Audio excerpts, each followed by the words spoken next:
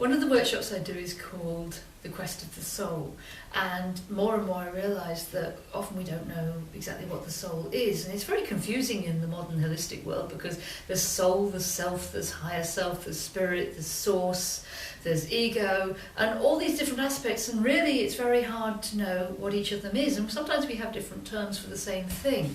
And an awful lot of the time when people say, oh, I'm coming from the heart, it's actually very plain that they're not, they're coming from the ego. Good trick on that one is that if anybody says, I'm saying this from the heart, they're not.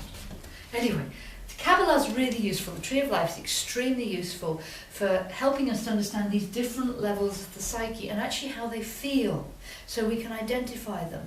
And we talked a lot about going to the point of Tiferet, the self, where you can detach from situations. That doesn't make you heartless or unkind, but it's really useful in the process of grief or anger or upset, where you can actually go, I am observing how I am feeling. I'm not denigrating how I'm feeling, the grief or the anger is there, but I can observe it. And that actually separates it very slightly so that it doesn't control you. The self is the one that has the choice and free will and the power. But so, we start off with the body, and we've all got a body. I think I kind of can agree with everybody that we've all got a body. If you're watching this, the odds are you've got a body, and that's just the way it is. And next up is the ego.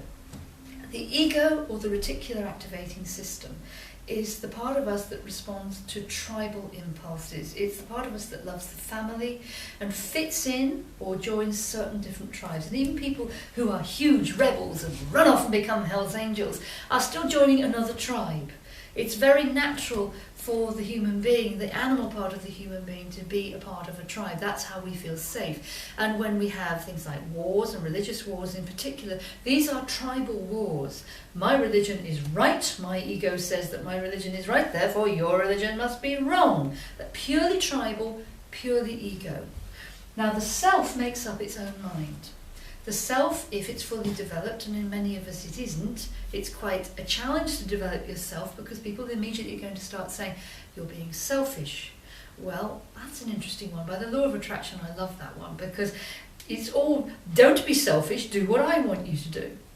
Which means that the other person is entitled to be selfish, but you're not. Selfish is a very emotive word, but we have to be ourself to develop, to be the person that we came onto this planet to do. Now, beyond the self is the soul. And in the Tree of Life, it's depicted here. You've got the ascendant in the astrological chart for the body, you've got the moon for the ego, you've got the sun for the self, and the soul is a kind of a meld between the sun, Mars, and Jupiter. So if you can find out from your astrological chart where your Mars and your Jupiter are together with your Sun, you can start working out exactly the nature of your soul, the development and the purpose, and the idea of why your soul is here at the moment and what it is you've come to do. Now, your body and your ego die when you do. They dissolve back.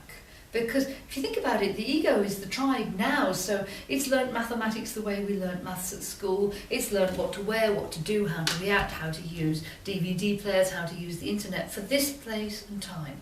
So when you reincarnate, it would be useless because you're going to be coming back in hundreds of years' time, perhaps, when the whole world is different. This part goes, and that's why so many of us are terrified of death, because this part, the tribal part, the part that we often identify as us, will go.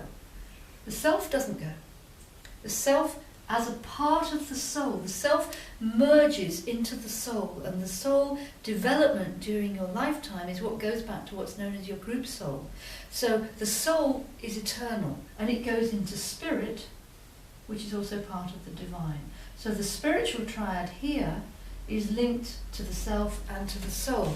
And soul development is what we're really here to do, because what we learn in our individual self melds into our soul and then enriches the group soul, the soul that encompasses who we are in the long term, and that enriches spirit.